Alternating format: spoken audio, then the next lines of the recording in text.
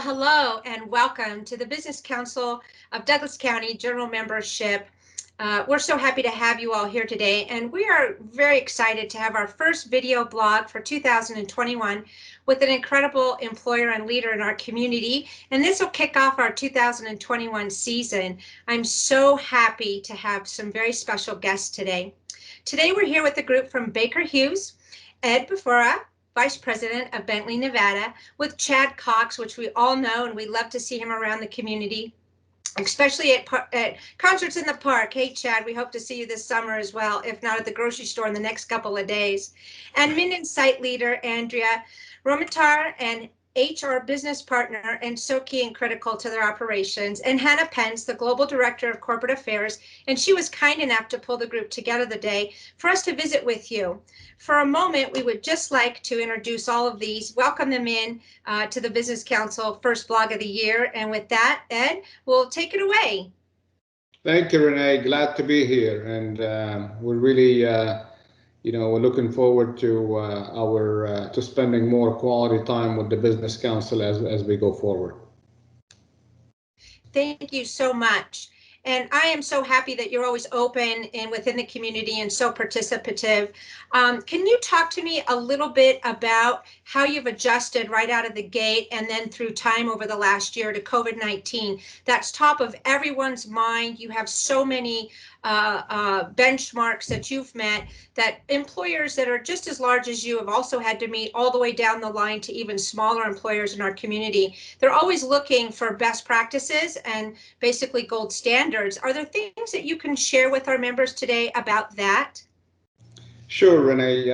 First of all, there is no doubt that this pandemic has been, challenging to manage. Not only to meet our commitments to our customers, but to ensure that we go about conducting our business in a safe manner for our employees, and we don't put them in a harm way. So it's been a journey. We've learned a lot as we experience this pandemic more. We have taken a host of measures, if you will, that with the objective of mitigating risk at an early stage and mitigating risks, when we know that there are certain cases that have been exposed to the virus. So to begin with, we apart from the basic measures related to social distancing, we've rearranged the working environment, our plan, to ensure that the social distancing is adopted at a plant level. Of course, we always encourage our people to practice good hygiene, social distancing, and make sure that they do their self-check before they show up to work.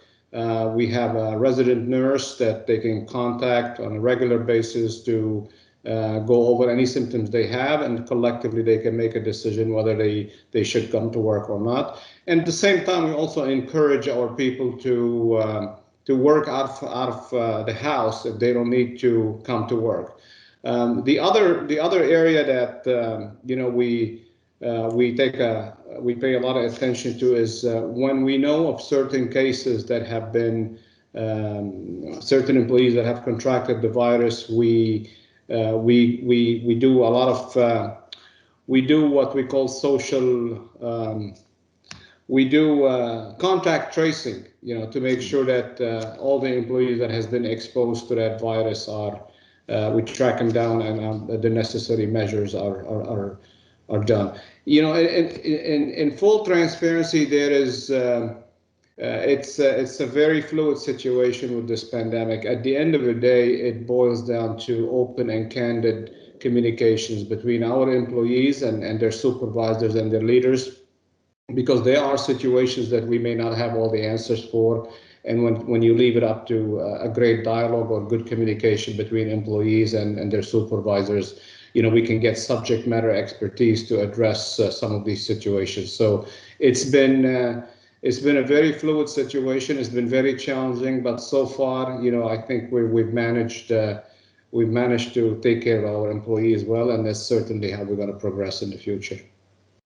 Well, thank you for that. And Andrea, I'm sure that was an overwhelming never, thought, except for in the back of a book when a pandemic every couple hundred years might come, that you might have to pull that piece of that playbook out. And, not something you certainly practice every day, but certainly are aware of. But having to pivot and adjust to absolutely making sure that every employee is safe. From both Andrea and Ed, I'm just curious, and Chad as well, how do you define and how quickly were you able to collaborate across the country and the world for this GE plant, this Minden plant, Baker Hughes plant, to say who can stay home and how? Did they already have laptops? Did you have to ramp up your equipment? And how do you check on them? I think that's really a big key. How executive management knows that each person down the line is, first of all, cared for, and you're concerned for them. You don't want them locked for a long time at home. Different mental things happen there. How often do you check on them, supervisors down? When do they ever come in? I think those are some of the questions, the practices that people are really wondering if they're doing it right, and how that's changed maybe in the last 10 months. I know it's a loaded big question, but I think it's really how people, and how do we bring them back if ever, which will be another big question that, maybe isn't answerable today, but we'll do that in a future podcast. Andrea, what are your thoughts? Yeah, so, this, like you stated, this is not something that we were prepared for. When the pandemic hit and we received direction from HQ that we're going to a remote working environment, what does that mean? How do we continue to operate and meet those initiatives and goals and priorities that we have set as a business? So in order to do that, we mitigated a plan to keep hourly employees who are essential to keep us going, to keep the lights on for Bentlty Nevada Baker Hughes. Those employees continue to come into the building with the standards of social distancing that Ed referenced, contact tracing, mask, distance. We put up the barriers that were recommended by CDC. Most employees within Baker Hughes currently have laptops. So when we were told that we were going to a remote working environment, everyone got their laptops, got a property removal form that we started, right? So to make sure that they're efficient at home, if you need a chair, please do take it. And we got those individuals that could work remotely at home, working remotely. How do we make sure they're okay? Because now they're at home, we are not getting that face-to-face. Exactly. So myself as an HR partner, I've been doing coffee chats, right? Friday mornings, I have a very candid coffee chat with a select group of employees and people leaders, and we go through, what are you doing right now to stay active in a pandemic life, right? You can't go out to restaurants, you can't interact with family members because we're shut down, right? Yeah. So we talk about things like Netflix. What are you watching on Netflix? Where did you hike this weekend, right? I also have international employees. I try to see what they're doing, right? Let's have dinners together virtually. So, and the people leaders are doing the same. They're staying engaged with their employees by hosting Christmas parties virtually, right? We had that this year. So we've adapted. I'm really, I'm pleasantly surprised and happy with the way we handled the current environment we're in. Does anyone else like to add, Chad, Ed? You got it. No, you got it. I mean, the only thing I'll say is we have what we call crisis management teams by location that keep a close tab on what's going on with our employees, and we're able to leverage best practices from plants or different locations around the world that have done things well that we can copy in other plants. But again, in full transparency, this boils down to genuine communication between and making sure our supervisors have their finger on the pulse with their teams and making sure that there is that open dialogue. And Bentlty prides itself on being a family, and I take that very seriously, and my supervisors do that. So we try to stay very close to our employees when we know they're going through a rough transition because of this pandemic. Very much so. And Hannah, from your perspective, from a communication level, you clearly have to work hand in hand with all of these leadership teams to make sure that the message is consistent and that everybody feels cared about, and working with, the leadership team, including Chad at the, building level, and then Andrea at the HR level. That's quite a job. Yeah, it's really a challenge and a privilege. If I had to sum it up, it's one of the greatest opportunities I've ever been presented with in my life. And I can just imagine you have maybe 10 screens on your wall trying to keep track of everything. I have a very strong team. I would say globally, one of the things that I would reinforce is Ed's point about the CMTs. I know if you're familiar with GE, we love our acronyms, and Baker Hughes is not far off. Any corporate environment is going to be a little bit that way, but the crisis management teams are with each site and then each region around the world. I cannot also overstate how fast it is. It is very, very, very fast, very efficient, and very level-headed. The crisis management teams that I'm on are in North America, close to Denver, Colorado, here in Minden, Nevada, and then we have one in Hungary. But there's corporate affairs leaders in each of these locations, making sure that we have information first. We're processing the message properly to get it to our employees on time, to our people leaders, keeping back information that maybe we don't need to be sharing right away that's going to cause unnecessary panic. And then, of course, coordinating closely, like you're saying, hand in glove with HSE teams, health, safety, environment, the human resources teams, the leaders like Ed, and the site leaders like Chad Cox, to make sure that employees are cared about, they're safe, and that we're distributing the best information right now. So I've been really honored to be part of the CMTs and part of this team, before, but even now, I'm more impressed throughout the pandemic. Well, that's incredibly amazing and impressive, this team has always been extremely impressive. And, from the perspective of the local community, that operation has been out there for decades, and then the beautiful building that went up was just really a crown jewel of the community. And then the evolution of ownership and Mr. Bentley selling, and the change and all that. And I just kind of feel like it's another little evolution, because our community is very close knit, and we talk, whether it's at the business level, but at the personal level. Like I said, people you see in the grocery store, you see them at concerts in the park, and it's like they're working from home now for Baker Hughes, and they were always in that building, and they're doing well. The whole community talks, and we know how your employees are moving forward with your leadership. Chad, as a site leader out there, you've got a lot of balls to juggle, and you've got a lot of employees that have a lot of things going on personally, childcare, schools in, schools out, schooling at home. The work needs to be done. Your business is moving. Everything needs to be accomplished every day. Completely being flexible about, sure, you can work at midnight, you can do whatever you need to do. You can't see them face to face, and they're compelled to always get their job done. It's a big job for a site leader such as yourself. Yeah, no, thanks, Renee. And I mean, you hit it right. I think flexibility has been the key. There are certain critical jobs that are on site, and even then we've been flexible with folks needing to be out. And then, from the folks that can work from home, tools just like we're on right now, right? This whole Teams thing was accelerated very quickly within Baker Hughes to enable this type of format.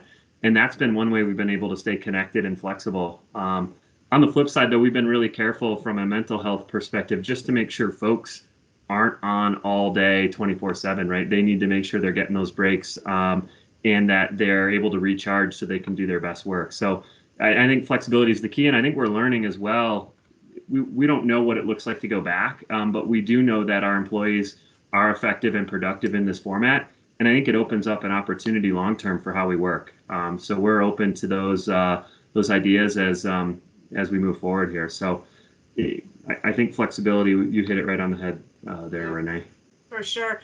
Well, Baker Hughes, your parent company, has traditionally been an oil field company, and the world needs energy. It needs energy every day, and it needs a lot of it. And now, when energy was supposed to be at a minimum at all the home places because everybody was at work, isn't the case. So I don't even know what your grids that you're making sure are staying up 24 hours a day look like. Can you talk a little bit about how your industry looks and how overall you had to change at all as a company to meet the industry's changing need and the grids with different power needs, really? Ed, do you want me to take this one? I can cover it. Go ahead. Go ahead. Yeah, yes. so I mean, just general, right? Most folks in the business council and in the chamber are used to kind of the retail type business. You know, we sell to, you know, folks that manufacture product or we call them original equipment manufacturers. And we sell to folks that generate electricity and, you know, refine oil and gas. So it's a little bit different. So what you experience from Baker Hughes is things like power, you know, the power generation at your house. One thing we have done though is since we've actually seen the oil industry tail down this year in terms of pricing in crude oil and production, we've also seen power tail down over the last couple of years. So with that, Bentlty Nevada has continued to expand into other adjacent markets. We call them adjacencies because they're not the core oil and gas. So we're selling into places like metals and mining, wastewater. You know, for example, if there's a municipality that's working through water treatment, we have equipment that can help with that. So, you know, one of the ways we've worked through this pandemic in order to continue to make you know, make our product and sell is to take some of what we do today and apply more of that into non-oil and gas, non-power spaces. And we had some success there. I think last year we were up about 13% in those industries. So, you know, despite the pandemic, we're still doing well. You know, an interesting thing, and I certainly am a outside observer of your business and have been for 30 years. But one of your core pieces that you're responsible for as an entity is the monitoring of the assets, the equipment out across the world, and the remote monitoring of it. And all of a sudden, you can't have people walking and looking at equipment because of, you know, HR saying you cannot do this. You cannot be together as groups looking at the equipment. I would think that the world is now thanking 24 hours a day the technology that you have that's talking to them remotely. Just think of that impact. This is a subject that's dear to my heart, so I'll comment a little bit on this. Okay, so Bentlty brings the technology and the solutions that make the world's most critical infrastructure run well. You know, be it a power plant, be it a wastewater plant, or a food and beverage plant. You know, unfortunately we operate in industries not only in oil and gas but also in power generation, and as Chad mentioned, in several other industrial applications that can be mining or food and beverage and other applications. So our technology makes sure that the most critical assets in these plants run in a productive and safe manner for our customers, ultimately making our customers' business more profitable and making those plants run in a safer fashion. With today's pandemic problems, I'm glad to say that same level of technology we continue to offer, but because of the challenges with travel, we're able to offer remote monitoring and diagnostics capabilities for our customers, where their assets are being monitored by subject matter experts from the Bentlty Nevada business. These are seasoned experts that can interpret the data that we collect from the different plants and are able to alert our customers of failures which may happen in the future, or when a failure occurs, diagnose exactly what the problem is so the customer can turn around and get his plant up and running quickly. So we've been able to adopt this remote monitoring and diagnostics capability for our customers. And we've been able to adopt the same, excuse me one second, I gotta get, and we've also been able to adopt somebody was trying to call me, so. No worries, you're a busy man. We appreciate you today. No, it's always a pleasure to be part of the community in Minden. The community has been very good to us, and we always welcome any opportunity to reciprocate. So back to the remote monitoring and diagnostics capability, we've adopted a similar flexibility when it comes to our customers in terms of how we manufacture our products. Typically, a project is executed in Minden for many different locations around the world. The project's hardware and software come out of Minden. And in a typical project execution, our customers would travel to Minden and witness the product in the final stages. Now, with the pandemic challenges, of course, there's been all kind of challenges with traveling across borders. We've deployed technology where our customers can witness the final product testing remotely. So you could have a customer in England or France witnessing their final project, being tested in Minden live, and that certainly has allowed us to continue to serve our customers. The one other thing I would add is, about Minden. Minden is the center of gravity for the Bentlty Nevada business, and that's where our technology team is. That's where our hub is in terms of the next generation of technologies that we introduce in this business, and the hub from a manufacturing standpoint. And I'm very glad to say that when it comes to continuing to invest in the technology to bring the next generation of products, Bentley is continuing to invest in the next generation of technologies. In spite of the challenges in the pandemic, we continue to be very bullish about the future, and we continue to invest very much in the next generation of technologies. It seems like somebody is blowing outside my window. So, yeah, so we are really continuing to invest in making Bentley take advantage of the latest digital technology out there in terms of cloud-based architecture and analytics. And we're not only talking about this, we're actually deploying this technology with our customers. I rambled on quite a bit, but this is a subject that's very close to my heart. Renee, appreciate that.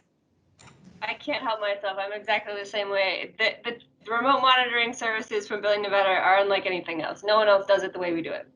So if you think about the pandemic, and if you're not familiar with manufacturing or with Bentley or with Baker Hughes or anything in the energy industry, you're probably familiar with telemedicine. You could have a surgeon, you could have a psychologist, you could have anyone call you up. They're the expert. They can talk to you over the phone now during COVID-19 or when you can't get into the hospital. They're the experts. They have the domain expertise. They know how to diagnose. They know how to help you. That's what Bentley does through Remote Monitoring and Diagnostic Center. And of course, I'm very excited about this part because it's one of my projects. We have a 7th Remote Monitoring and Diagnostic Center opening in Brazil this year. So just another way to help our customers in regions around the world.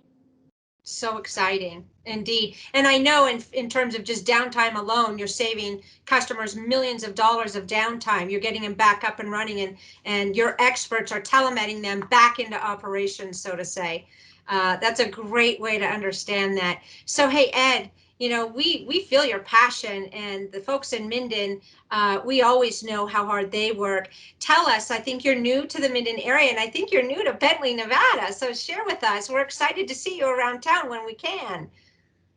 Look, I may be new to Bentley in this role, but and I'm not sugarcoating anything here. Bentley has always been a very close business to my heart. I used to run in one of my stints with GE Baker Hughes, I used to run the Middle East, India, and Africa business. And the most successful product line that I paid a lot of attention to, and I always tell Chad and the team in Minden, this is a little secret, but the most successful product line that I paid a lot of attention to was Bentley. And I've developed, when you see, and I always tell our Bentley people this, when you see a product backed up by technology and people with a lot of passion, you can't help it but and fall in love with this product. And so that's it's a product that's very close to my heart. And I've been in this business for over 20 years, 25 years, and I've lived in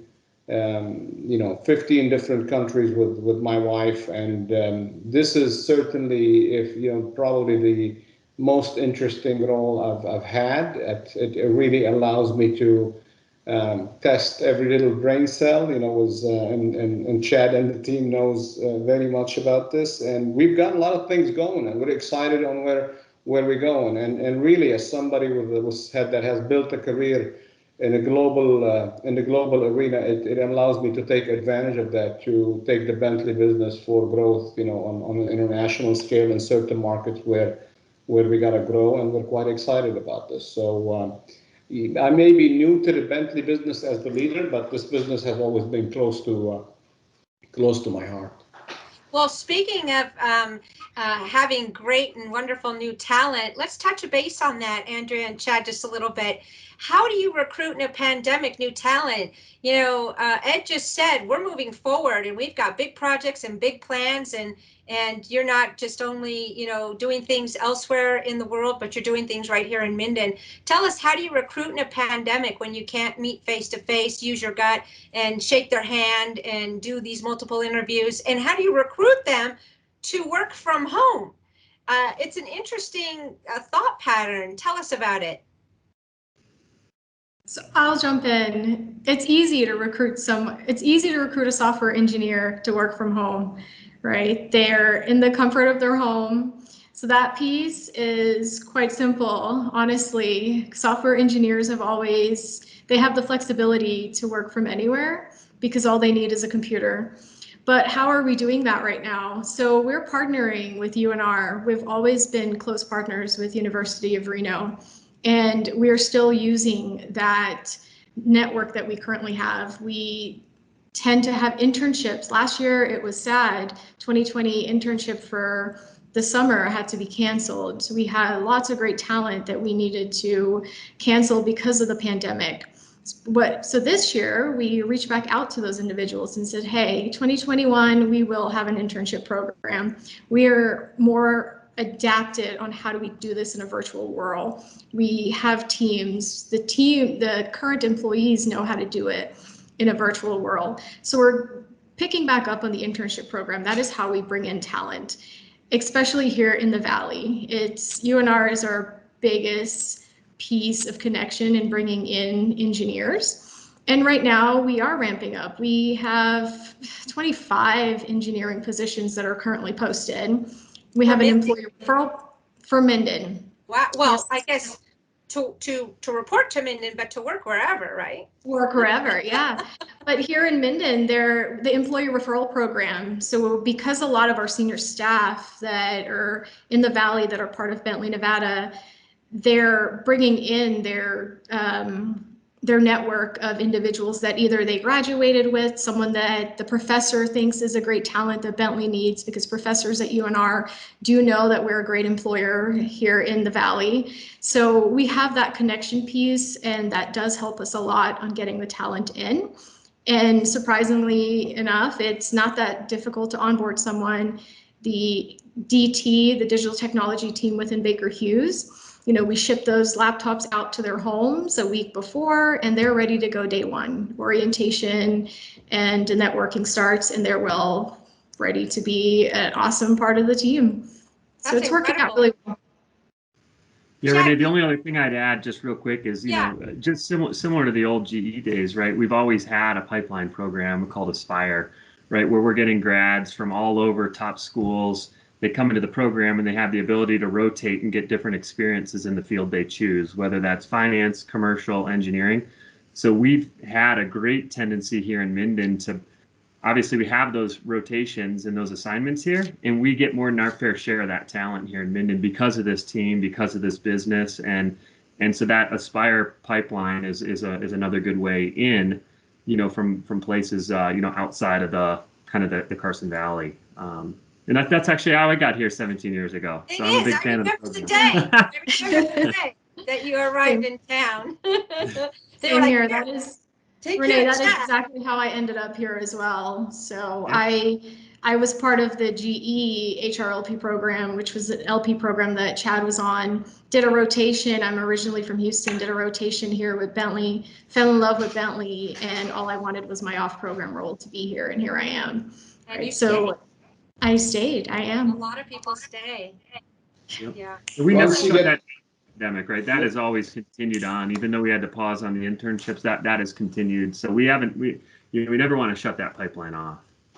So real quick, and then I'm going to change topics. I'm going to shift gears on you guys. You've been so forthcoming and so much willing to share. All our members really appreciate this. Tell me, Chad and Andrea, I'm imagining now in 2020 and going into 2021, you have hired people that you have never actually met in person, and you've worked with them for possibly a year, and you've never met them in person. Is that true? There's a little of that. Little of that, right? It's just different, right? Eventually you will. Now, so tell me, how many people work for Baker Hughes in Bentlty, Nevada here in Minden right now, no matter where they might live? And then can you tell me how many of them actually live here? You want me to hit it, Andrea? I mean, there's overall, the global view is almost 1,700 people for Bentlty. About 650 are here in Minden, and we have about 300, I don't know, between 310 and 320 on site every day. So about half that, the Minden population is working from home, just to give you some statistics. That's wonderful statistics. Thank you.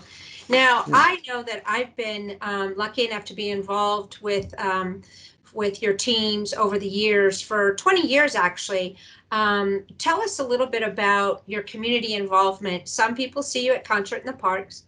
Certainly we enjoy those and we pray they come back. Also, we see you at the community center if we are a gym goer at the community center or a senior citizen. Of course, not now, but hopefully we'll be able to come back on the congregate dining and those things. But we've seen that logo up there in the gym supporting the health and well-being and taking care of yourself. You're a big sponsor there at the community center as well. Tell us some other things that maybe aren't as prominent, and so maybe people don't know the other things that you do in the community. I get to hear a lot about these great things, and I want to have you share a little bit about that. Just real quick, Renee, first off, right, is we want a culture at Baker Hughes, Bentlty, Nevada to match the community, right? So we are engaged there, and you know that.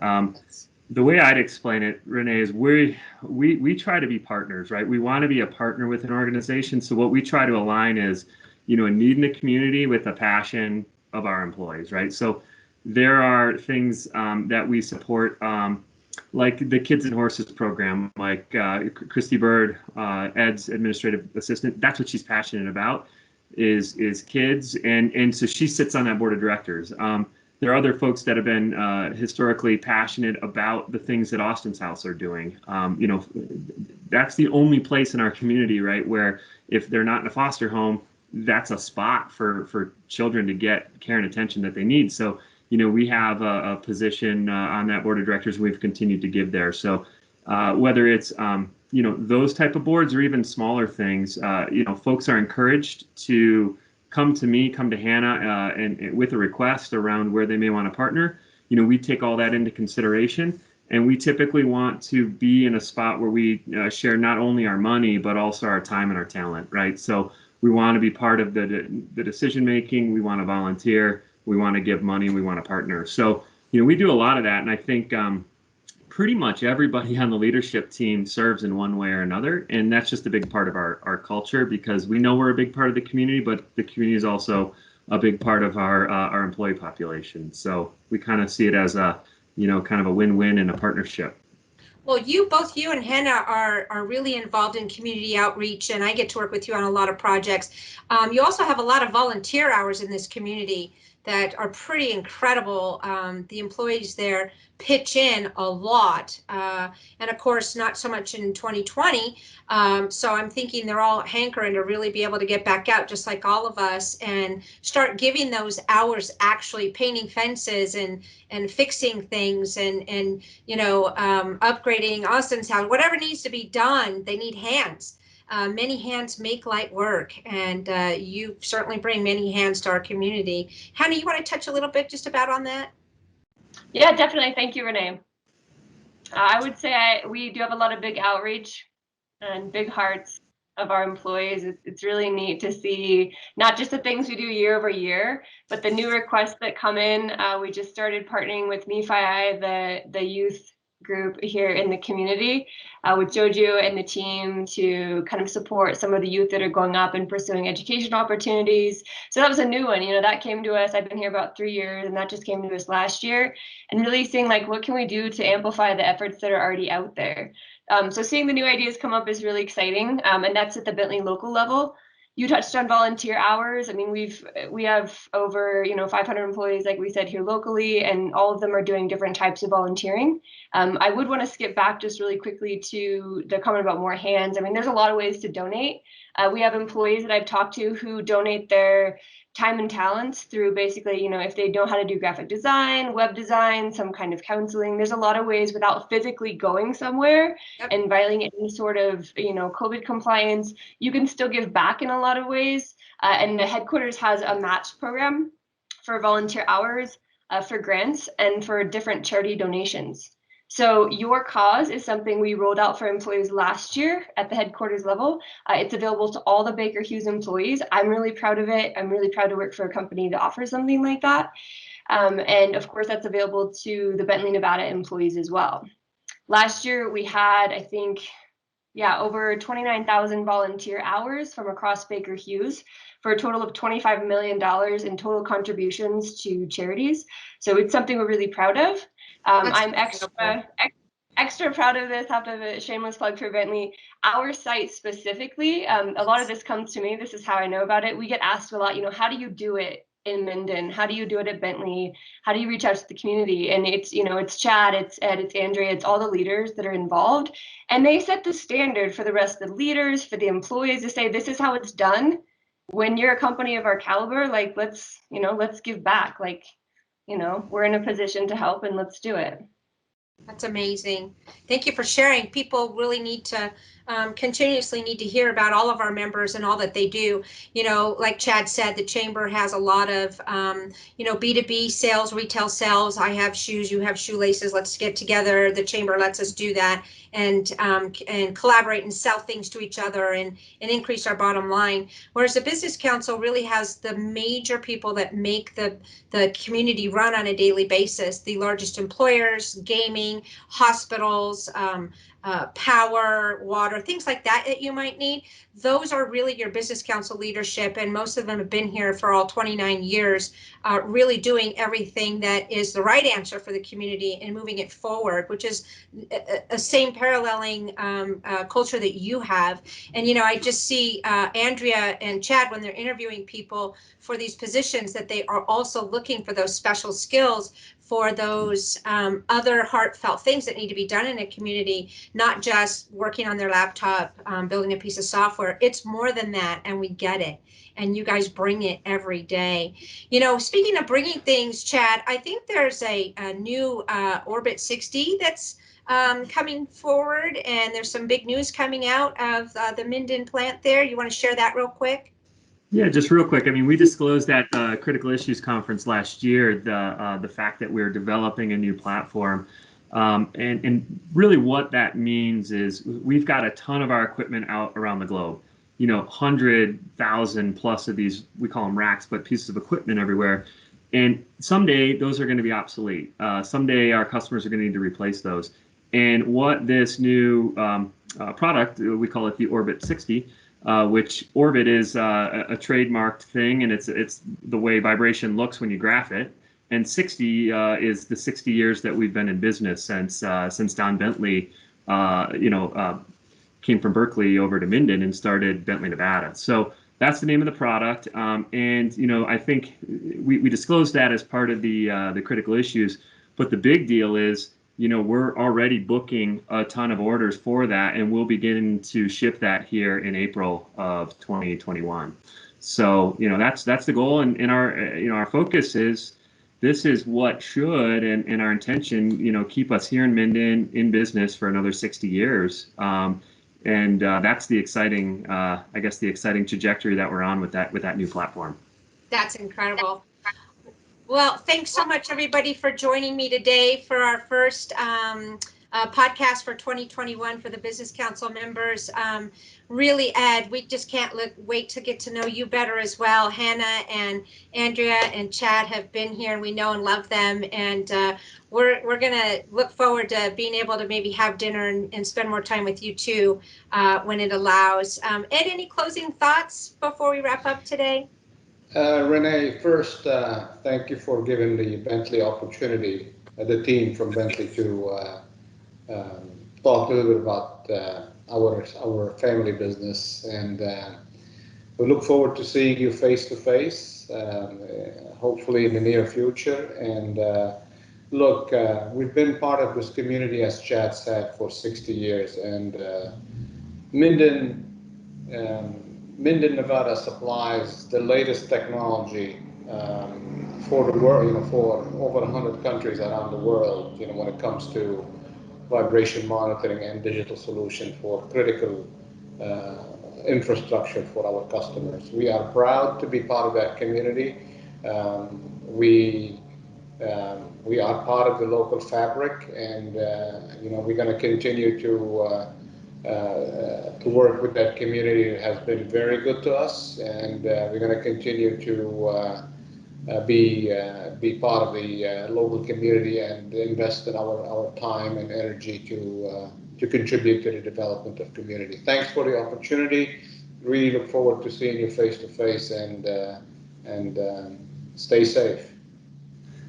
As well, everybody, when you guys literally for years and years have always said we're in this together, and you truly do mean that, and we know it very much through all your hard work and everything that you do. Chad, Andrea, Hannah, Ed, thank you so much. We're going to sign off today for our first podcast with an incredible, powerful company that we're lucky enough to have located here in Minden, Nevada, and in Douglas County. With that, we wish you well, be safe, and many blessings. Take care. Thank you. Thanks, By the Renee. way, next time I'll ensure my landscaper is not in the background. That's okay. That's okay. We love it. We love it. Kids jumping Thank around. you. You got it. It all Bye. works out. It's good. Take care. Thanks, Bye-bye. Thanks, Thanks, guys. Renee.